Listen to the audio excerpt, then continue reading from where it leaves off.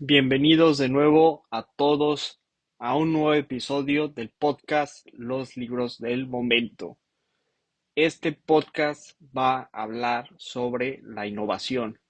Este es un tema que fue de mi gran interés porque siempre me pregunté qué fue lo que tuvo que pasar para que las grandes innovaciones de nuestros tiempos pasaran. ¿Qué tuvo que pasar para que pudiéramos tener un teléfono? ¿Que tuvo que pasar para que tuviéramos aviones con los cuales volar de un continente a otro? Y mucho más importante, ¿qué tienen las personas, los innovadores, que hicieron que todo esto pasara? ¿Qué es lo que tiene un Steve Jobs? ¿Qué es lo que tiene el fundador de Spotify? ¿Qué es lo que tiene el fundador de Coca-Cola? Que permitió que pudieran hacer todo lo que pueden, lo que hicieron, para poder yo aplicarlo a mi vida y con mucha suerte tener un chispazo de lo que ellos hicieron. Con eso voy a presentar el libro de lo que vamos a hablar hoy. Es un libro un poco diferente de lo que normalmente hago, porque normalmente hago reseñas de libros que hablan específicamente sobre un tema, que en este caso sería el tema de la innovación.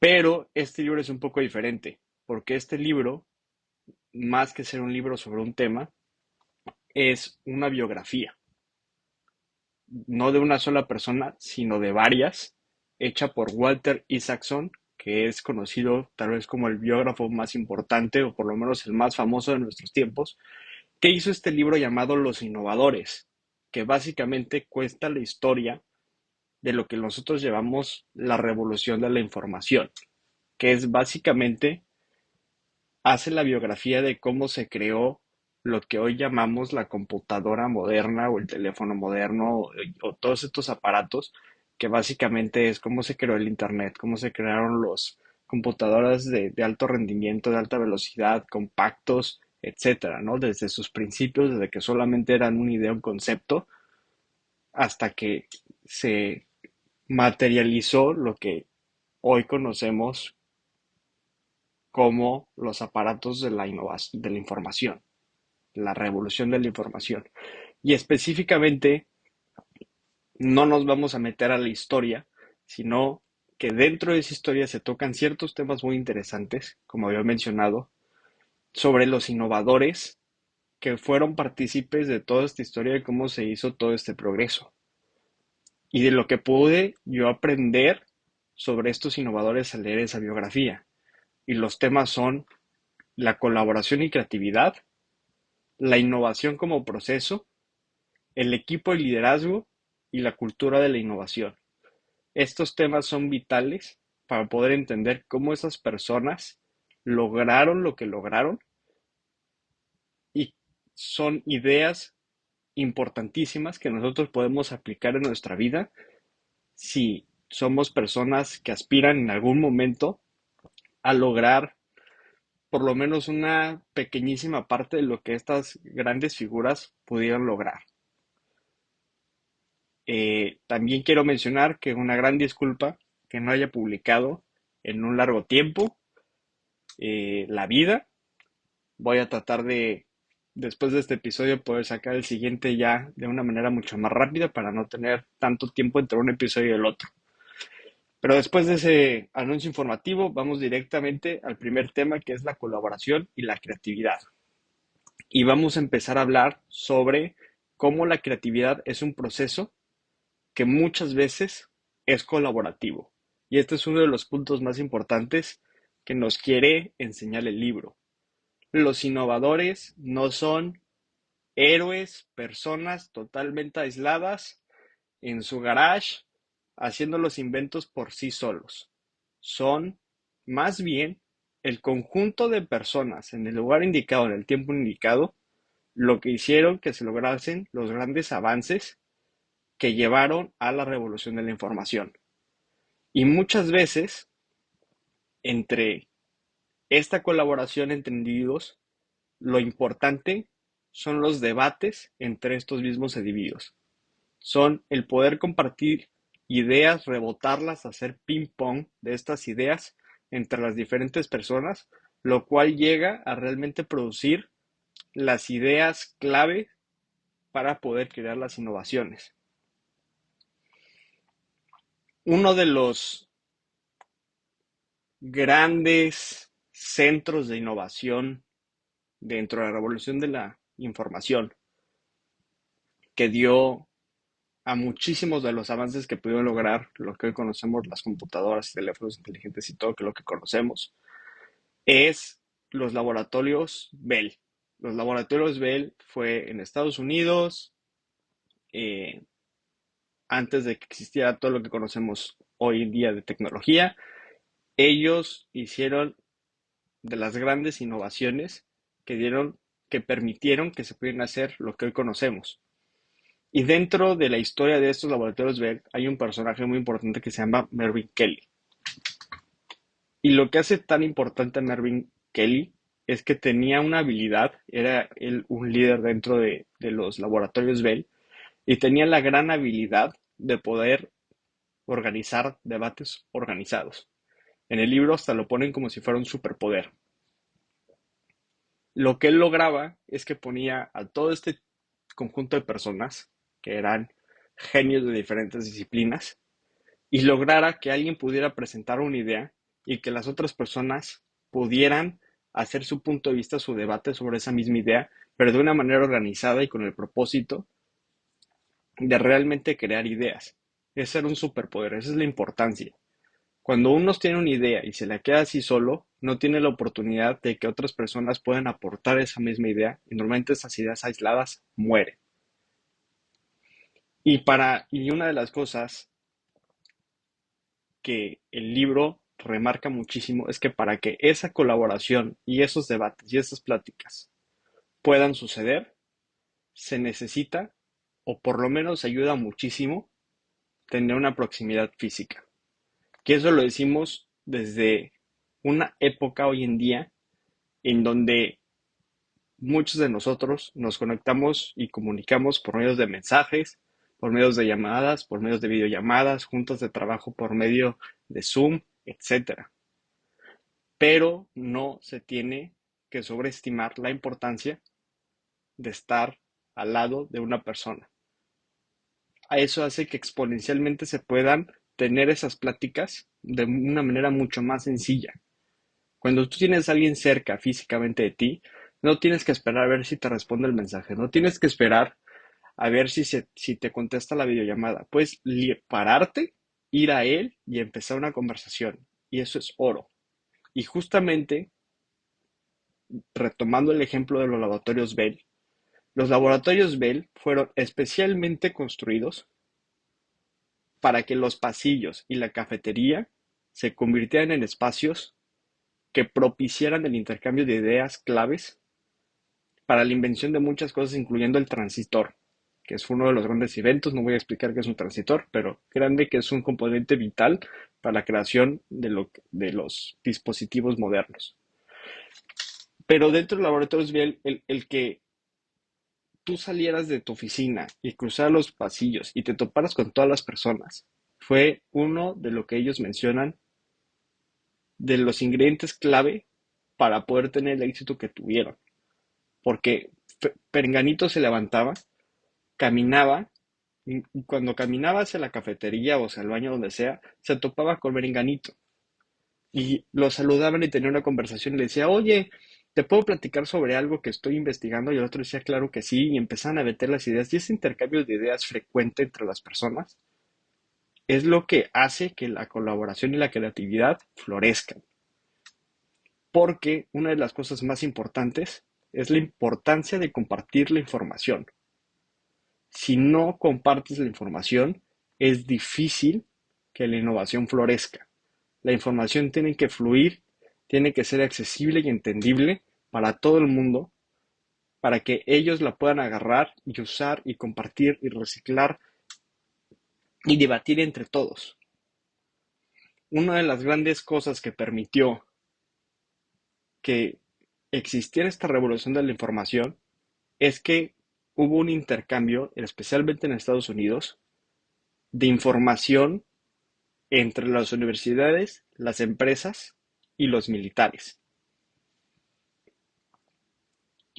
Este es un suceso que se creó por una organización llamada ARPA, que era un organismo dentro del gobierno de Estados Unidos, que después de que los rusos pusieran el primer cohete que fue al espacio y se les prendieron las alarmas de que se estaban quedando atrás, se creó el ARPA para hacer posible lo que luego se fue esta batalla del espacio entre Estados Unidos y lo que en ese momento era la Unión Soviética, que terminó con Neil Armstrong llegando a la Luna, pero que fue justamente porque las universidades como Harvard, MIT, etcétera, las empresas como fueron los laboratorios Bell y los militares, que eran los que tenían el presupuesto, pudieran entre ellos compartir libremente la información y cooperar entre ellos sin barreras que lo impidieran, lo que hizo esta cooperación y este flujo de información que pudieran lograr lo que lograron con la terminación de Neil Armstrong pisando por primera vez la Luna. Y vamos a pasar a nuestro siguiente tema, que es la innovación como proceso. ¿A qué nos referimos que la innovación como proceso? La innovación requiere, además de la comunicación, etcétera, de seguir ciertos pasos para poder que se logre. Y una de las cosas que se necesita es la sincronía. Se necesita sincronía para poder tener la innovación. Uno de los ejemplos más notables dentro del libro es lo que llamamos la máquina de Babbage. La máquina de Babbage fue un intento de los primeros, si no el primero de los primeros intentos para hacer una computadora que totalmente fracasó. ¿Y por qué no tuvo el éxito que debió haber tenido? Porque en su tiempo simplemente no existía la tecnología adecuada para que se pudiera lograr. Y eso es a lo que nosotros llamamos la sincronía. La máquina de Babbage no tuvo éxito porque en esos momentos todavía no existían los componentes necesarios para que tuviera éxito. No fue hasta años después que otras innovaciones, otros descubrimientos pasaron, que realmente las personas que se estaban dedicando a hacer estas máquinas realmente tuvieron lo necesario para poder formar la primera. Y la máquina de Babbage es un ejemplo muy importante porque inspiró décadas después a los que ya pudieron lograr las primeras computadoras. Pero es importante saber que uno no puede crear, uno no puede innovar cosas que todavía no existen. Hoy en día, en este mismo momento, en el 2025, estamos teniendo un auge en el AI. ¿Por qué no pasó en el 2020? ¿Por qué no pasó en 1990? Porque todavía no había la capacidad. Estamos hablando de que el AI necesita una capacidad de procesamiento impresionante para poder lograr la escala que se está teniendo hoy en día, que antes no existía. Hoy sí, y por eso es que la AI hoy en día es un hecho dentro de esta realidad. Y también es importante mencionar que la innovación no se hace de un jalón. Alguien no llega y el ejemplo de construir una catedral en la época medieval. Uno no llegaba y decía, voy a construir una catedral como hoy en día que construimos los edificios en un año, y decía, voy a construir una catedral en la edad medieval y decía, ¡pum! Y la ponía y en un año quedaba. Era un proceso de años y años y años. Y normalmente no solamente era un arquitecto, eran varios y no solamente era un constructor porque el constructor moría o el constructor lo despedían o venía una guerra e interrumpía y tenían que ponerlo de nuevo. O sea, hay iglesias y catedrales que duraron décadas de ser construidas.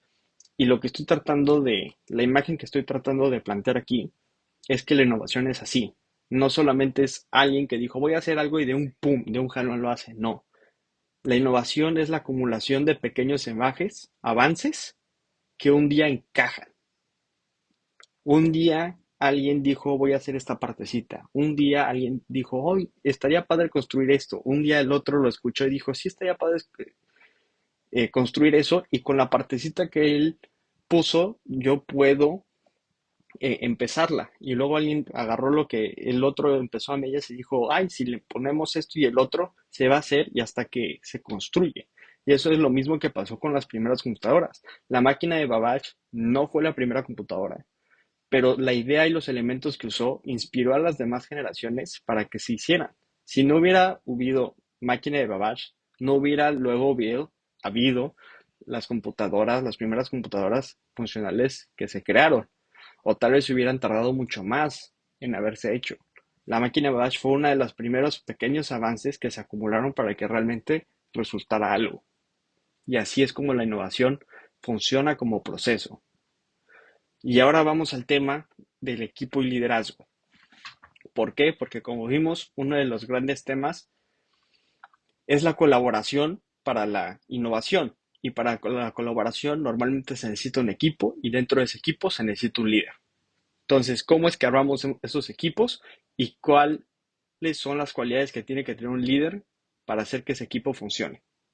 Para empezar, los equipos tienen que ser multidisciplinarios. Es extremadamente común que las personas que se juntaron para hacer algo sean personas con totalmente diferentes puntos de vista, profesiones, etcétera. Y eso mismo pasó cuando se están construyendo todas las innovaciones para lo que hemos estado llamando la revolución de la información, que es el haber creado el Internet y las computadoras modernas, etcétera.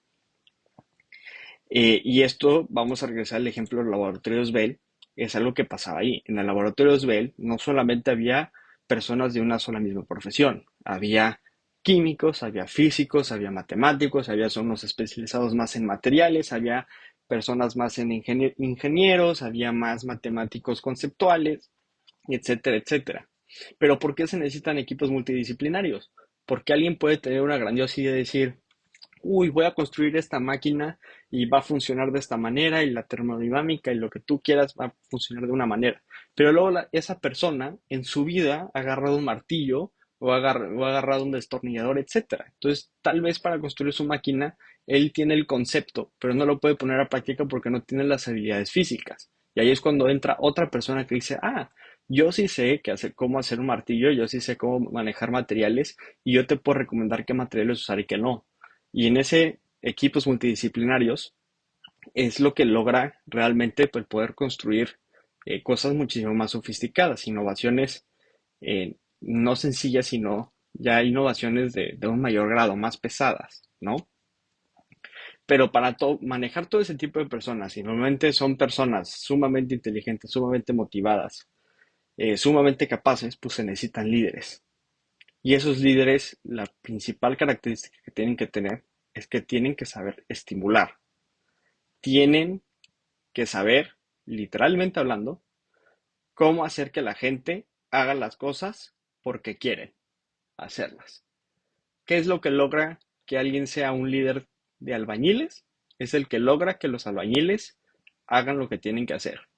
¿Se puede hacer a regañadientes? Claro que sí. Los puedes obligar a que lo hagan por factores económicos o lo que tú quieras. Pero está comprobadísimo hoy en día y mucho tiene que ver con todas estas innovaciones, porque las innovaciones, voy a hacer un pequeño eh, paréntesis, porque quiero dejar claro que las innovaciones no solamente son cuando estamos hablando de cosas, cuando estamos hablando de teléfonos, estamos hablando de aviones. Las innovaciones también pueden ser formas de hacer las cosas, ¿no? Hoy en día es bastante común que en las empresas a los empleados se les tome en consideración mucho su salud psicológica, el que sean felices. Eso no lo den por sentado porque eso es algo que en años pasados no existía. A las empresas les valía si sus empleados se sentían bien psicológicamente, estaban felices o no. Pero fue hasta que alguien innovó y planteó que los empleados felices eran, eh, producían mejores resultados, que fue esa innovación lo que ahora hace que todas las empresas quieran que sus empleados sean felices. Y cerramos paréntesis, solo para dejar claro que la innovación no solo son cosas, también pueden ser ideas, procesos, servicios, etcétera. Pero estamos en que los líderes tienen que saber estimular, tienen que saber que que tienen que lograr que las personas hagan las cosas y mucho más importante que las hagan porque quieren. Una persona que no está trabajando porque está forzado por necesidad, sino porque realmente está involucrado en lo que está haciendo, es una persona cuyo output, lo que hace, el resultado de su trabajo va a ser muchísimo más grande. Y ese es uno de los superpoderes que tienen que tener los líderes y tal vez el superpoder más importante. Y normalmente los líderes no solamente es una persona, normalmente hay combinación de líderes y también normalmente hay un mix, porque los líderes necesitan tener cierta serie de cualidades y está bien si una persona no cumple con todas esas cualidades porque puede haber más de un líder y entre los dos líderes complementarse uno al otro en esas cualidades. Normalmente la gran fórmula o la típica fórmula de la combinación de líderes es el típico líder visionario y el típico líder administrador. Está el líder que piensa en las ideas, que vende la idea, que es todo un visionario, que tiene perfectamente claro lo que se tiene que hacer y cómo lo vamos a lograr y motiva a todas las personas, pero también está el administrador, ¿no? Que es el que ve, el que pone los pies en el suelo y dice, está bien, vamos a lograr todo eso, pero tenemos que ver cómo, sin que quebramos, sin que nos metamos en problemas, sin que haya ninguna inconveniente, ¿no? Y ese tipo de ejemplos los podemos encontrar a lo largo de la historia. Y uno de los más eh, famosos que puedo mencionar es el de Jobs y Wozniak en Apple. Jobs era una persona con una visión y un liderazgo que impulsaba a las personas y que tenía una mentalidad de diseño impresionante, ¿no? Pero Jobs por sí solo no podía crear los dispositivos Apple. Él no era un experto ingeniero en crear ni software ni hardware. Y ahí es donde entraba Wozniak. Wozniak era el verdadero genio, que era, ok, Jobs, tú tienes estas ideas padrísimas, yo voy a hacer, ver cómo las podemos hacer realidad y si se puede, ¿no? Wozniak era el que tenía los pies en el suelo, Jobs era el que estaba volando por cualquier lado, ¿no? El típico ejemplo del visionario y el otro el operativo. Y otra de las cosas que siempre tiene que hacer un líder es dar la cara por todos. Y esto es en todos los sentidos. Un líder, cuando vienen los problemas, tiene que ser el primero en recibirlos y hacerse responsable. Y sobre todo, dar cierta cara hacia los de afuera, pero también dar cierta cara hacia los de adentro, ¿no? Cuando todo está yendo mal, cuando hay dudas, el líder se tiene que mantener fuerte para los demás y convencerlos que todo va a estar bien, está muy ligado con el saber estimular a las personas. Es también tu ser el escudo protector de tu organización. Y con eso vamos a pasar a lo que ya es el último tema, que es el de la cultura. La cultura de la innovación fue algo que se fue transformando a lo largo de los años, pero que se hizo muy prominente en la época del Silicon Valley. El Silicon Valley, para los que no lo hayan escuchado, es un lugar en Estados Unidos en donde están y han estado muchísimas empresas de los que hoy llamamos gigantes tecnológicos. Es la cuna de la innovación del mundo, es Silicon Valley. Y Silicon Valley fue creada con una cultura muy específica que viene de la época de los hippies, y que esta época de los hippies de los ochentas tuvo mucho que ver en el pensamiento de cuál era la cultura que se tenía que tener en las empresas, que era muy diferente a lo que ya habíamos mencionado anteriormente. Antes de Silicon Valley, antes de que Silicon Valley propusiera una nueva forma de hacer las cosas para las empresas eran completamente diferentes.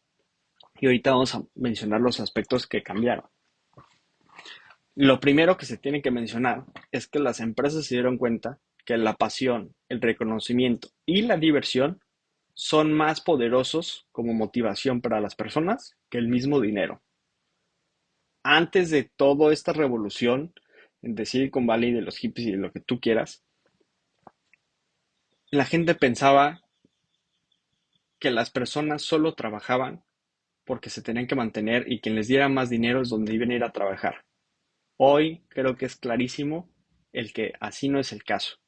Las personas, claro, todos necesitamos sobrevivir, todos necesitamos pagar las cuentas, todos necesitamos dinero, pero todos, muy dentro de nosotros, queremos ser reconocidos por lo que hacemos. Queremos dejar una marca en este mundo, queremos que nuestro trabajo importe, queremos trabajar en algo que nos apasione, algo que día a día lo podamos estar haciendo y no lo estemos sufriendo, porque se nos hace divertido, porque se nos hace entretenido, porque pensamos que estamos haciendo un impacto en la gente. Y uno de los ejemplos más prominentes de esto es Wikipedia.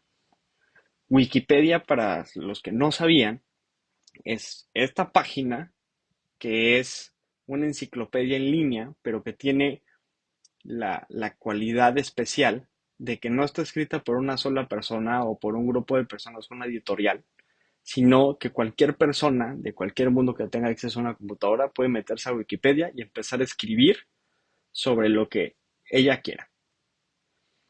¿Y por qué Wikipedia funcionó? Porque hoy Wikipedia es uno de los centros de conocimiento o el centro de conocimiento más importante de todo el mundo, porque las personas sin nadie les pagaba un centavo, nadie les decía que lo tenían que hacer, nadie, nadie absolutamente nada, se metían gratis en sus tiempos libres a escribir en Wikipedia lo que ellos conocían.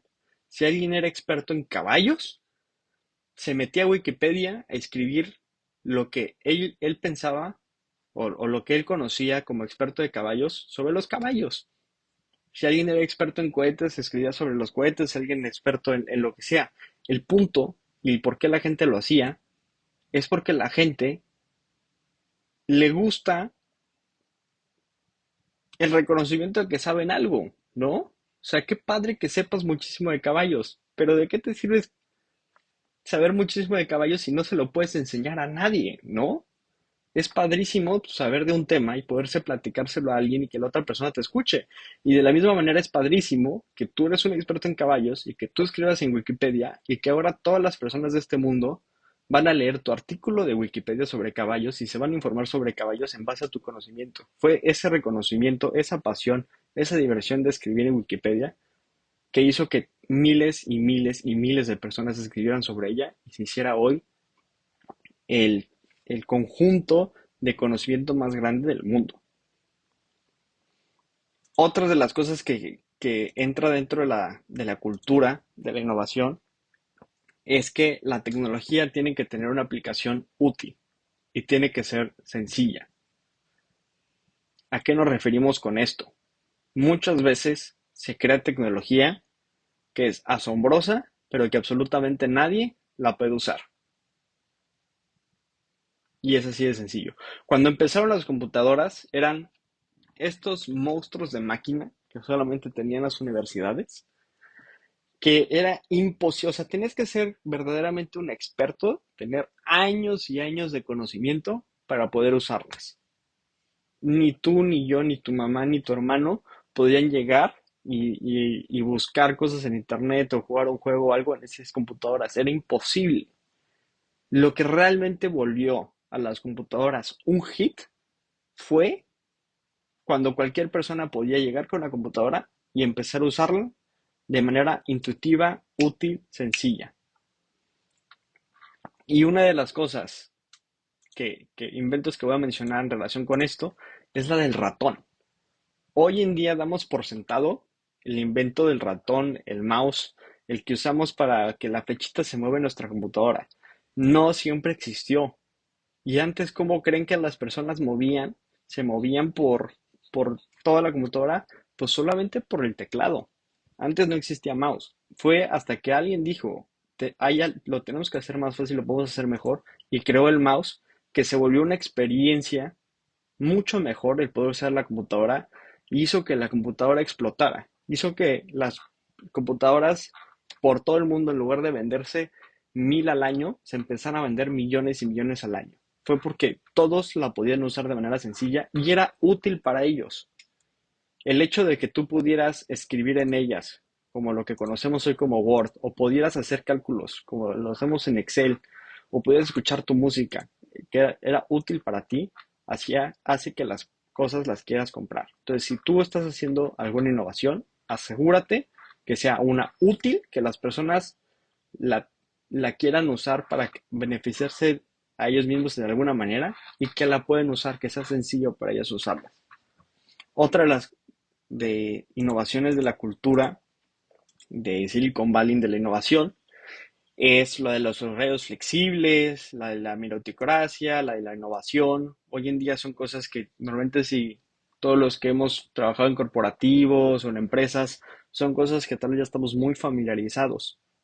El no tener que estar de 8 de la mañana a 8 de la tarde en tu escritorio sin falla, poder decirle a tu jefe, hoy no me presento, hoy lo hago en línea, tengo que salir temprano, hay una vida fuera del trabajo, no solamente vamos a promocionar a alguien porque es el que tiene es más edad o es el que tiene más historia con la empresa, sino porque realmente es el que más ha aportado más y es el que va a poder aportar más, ese es el que merece, es la meritocracia y el que ahora todo sea innovación, el decir no solamente la innovación está a cargo de una sola persona en la compañía que es el que tiene que estar innovando siempre, sino cualquier persona dentro de la compañía tiene ideas y las puede aportar y puede hacer que la compañía sea mejor. Esas son ideas que se crearon en ese momento.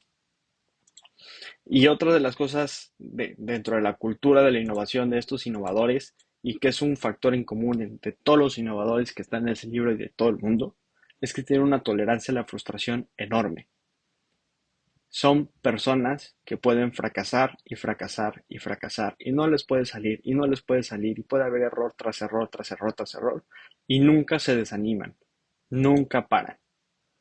La mayoría de las personas, cuando está haciendo algo y más algo difícil, trata una vez o media vez y cuando no ve resultados inmediatos, se rinde, deja la toalla y ahí quedó. Y así nunca se va a poder lograr nada. Realmente los que logran hacer algo en esta vida son las personas que empiezan a hacer cosas difíciles, tienen claro que desde un principio tal vez no les vaya a salir, pero dentro de ellos están seguros que si siguen en ello y siguen tratando, algún día lo van a lograr y van a tener el éxito. Y esa es la última idea que nos vamos a dejar o que voy a presentar aquí sobre la innovación. Como conclusión, solo quiero dejar claro que hay varios factores que influyen el que haya mucha innovación, el que se creen cosas, el que haya riqueza, el que se pueda crear compañías, etcétera, ¿no?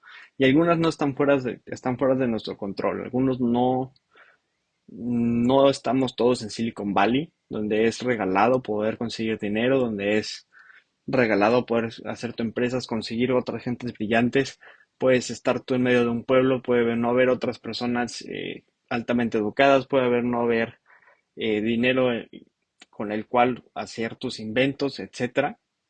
Pero sí hay varias cosas que uno puede aprender sobre la innovación que uno lo puede ayudar a ser el siguiente innovador de nuestros tiempos, ¿no? O sea, no estoy hablando ser el siguiente Steve Jobs, pero ser el siguiente que creó algo, que hizo algo de provecho para todos, aunque sea para su familia, para su comunidad, por más pequeña que sea.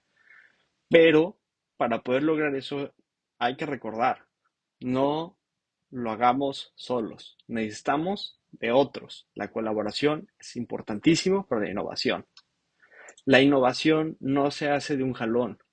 Hoy en día ya hay muchísimos avances pequeñitos que se han acumulado y tú tienes que aprovechar esos avances para dar el paso final. Hoy en día el AI fue un avance que se creó, tú puedes utilizar el AI o cualquier de estas grandes innovaciones que se hicieron ese día para hacer la siguiente innovación. Y Hay que estar rodeado siempre de un equipo, de colaboración, tener, estar siempre abiertos a la idea, tener una comunicación abierta y tener un liderazgo fuerte que motive a los demás y que los proteja a todos de las incertidumbre. Y siempre tener esta cultura de no todos por el dinero, es queremos aportar algo, queremos divertirnos, queremos que nos reconozcan lo que estamos haciendo, vamos a hacer algo útil, vamos a hacer algo sencillo que todas las personas puedan utilizar y les vaya a beneficiar y no nos vamos a rendir ni en el primero, ni en el segundo, ni en el tercero, ni en el cuarto intento hasta que logremos lo que queremos. Les agradezco mucho los que terminaron de escuchar este podcast hasta el final. Espero les haya ayudado muchísimo. Se me hace un tema súper interesante y los veo en el siguiente episodio. Les prometo que lo voy a sacar ya más rápido de lo que saqué este, que sí me tardó muchísimo tiempo y de ahí van a salir más y más episodios. Nos vemos.